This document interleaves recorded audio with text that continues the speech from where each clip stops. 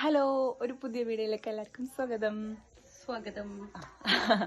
ഇന്ന് ഞാൻ നിങ്ങൾക്ക് പരിചയപ്പെടുത്തുന്നത് നമ്മൾ കാസർഗോഡ് എന്ന് പറഞ്ഞാൽ സപ്തഭാഷാ സംഗമ ഭൂമിയാണ്.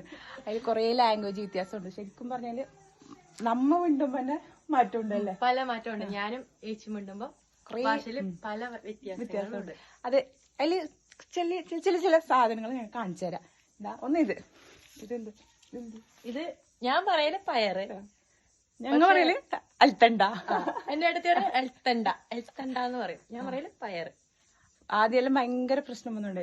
ഞാൻ അൽത്തണ്ട വറവ്, നിന്ത് വറവ്, അൽത്തണ്ട വറവ്, അതെന്ത് സാധനം മനസ്സിലായിക്കോണ്ടില്ല. എന്ത് ഏച്ചി ഇന്ന് നമുക്ക് എൽത്തണ്ട പയറ് എൽത്തണ്ട വറവാക്കാണ്. അപ്പൊ ഞാൻ എൽത്തണ്ട പറഞ്ഞാൽ എന്ത് ചെയ്യുന്നു? അപ്പൊ എൽത്തണ്ട എന്ന് പറഞ്ഞാൽ ഇതിനെയാണ്, പയറിനെയാണ് എൽത്തണ്ട എന്ന് പറയുന്നത്. ഞാൻ കന്നഡക്കാര നടുവിൽ നിൽക്കുന്നതാണ്, അതിന്റെ ഒരു വ്യത്യാസമുണ്ട്. നെക്സ്റ്റ് കാണിച്ചു തരാം. നെക്സ്റ്റ് ഐറ്റം ഇത് കേട്ടാ. ഇതൊരു കറി വെക്കുന്ന സാധനമാണ്.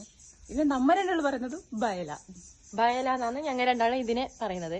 പക്ഷെ കല്യാണം കഴിഞ്ഞ ശേഷം ഞങ്ങൾ ഇവിടെ വന്ന പിന്നെ ഇവിടെ ഉള്ളവര് അമ്മയും പിന്നെ ഇവരെല്ലാരും പറയുന്നത് ഇതിനെ ബസല എന്നാണ് പറയുന്നത്. ഞങ്ങൾ പറയുന്നത് കമന്റ് ചെയ്യണം കേട്ടോ. ഓക്കെ, നെക്സ്റ്റ് ഈ സാധനം ഇത് ഞങ്ങള് ബപ്പം കൈ എന്ന് പറയും. എന്റെ വീട്ടിൽ ഇടയും ബപ്പം കൈ കപ്പക്കായിന്നാണ് പൊതുവെ പറയല്. ഇപ്പൊ പുറത്ത് പോയിട്ട് ബപ്പം കൈ പറഞ്ഞാൽ അതെന്തെന്ന് ചോദിക്കും. അപ്പൊ ഇതിനെ പറയല് കപ്പക്കായി. ഈ സാധനത്തിന് എല്ലാവർക്കും പരിചയം ഉണ്ടല്ലോ. ഇത് ഞങ്ങളെ വീട്ടിൽ ഇതിന് പൊണ്ടോന്ന് പറയും. എന്ന് പറഞ്ഞാൽ തേങ്ങ അല്ല, അതിനേക്കാളും മുമ്പുള്ള സാധനം പൊണ്ടോ നീന്തി. പക്ഷെ ഞാൻ പറയുന്നത് എൽനർ എന്നാണ് ഞാൻ പറയല്. അതിലും മാറ്റമുണ്ട് കേട്ടാ. പൊണ്ടോ എന്ന് പറയുന്നത് കന്നഡ ലാംഗ്വേജ് ആണ്.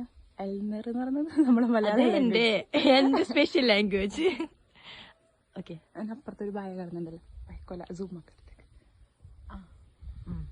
ഇത് ബായക്ക പഴം കായ് ബായക്കാന്നാണ് പറയല്. ഇതാ ഈ സാധനം, ഇത് മുറിച്ചത് എന്നിട്ടാ. ഈ സാധനം എന്താ ബത്തക്കാന്ന. നമ്മള് കാസർഗോഡിൽ പറയുന്നത് ബത്തക്കാന്ന്. ശരിക്കും ഇതിന് തണ്ണിമത്തനാണിത്. നമ്മ പറയുന്ന ബത്തക്കാന്ന്. ഇത് ഏകദേശം കാസർഗോഡിൽ എല്ലാരും ബത്തക്കാന്ന് ഇതിനെ. അപ്പൊ ഇത്രയും കാര്യത്തിൽ തന്നെ മാറ്റമുണ്ട്. ഞങ്ങൾ രണ്ടാൾ സംസാരിക്കുന്നതിൽ തന്നെ ഇത്രയും മാറ്റമുണ്ട്. അപ്പൊ പൊതുവേ കാസർഗോഡിൽ എത്ര ലാംഗ്വേജ് ഉണ്ടെന്ന്. ഉപ്പള സൈഡിലുള്ള ലാംഗ്വേജ് വേറെ തന്നെയാണ്, കാഞ്ഞങ്ങാട് സൈഡിലുള്ള ലാംഗ്വേജ് വേറെ തന്നെയാണ്. കുറേ ലാംഗ്വേജ് മാറ്റമുണ്ട്. അപ്പൊ പുതിയ ലാംഗ്വേജസ് എന്താ കാസർഗോഡിൽ ഇനിയും വ്യത്യസ്ത ലാംഗ്വേജുമായിട്ട് ഞങ്ങൾ വീണ്ടും വരുന്നതായിരിക്കും.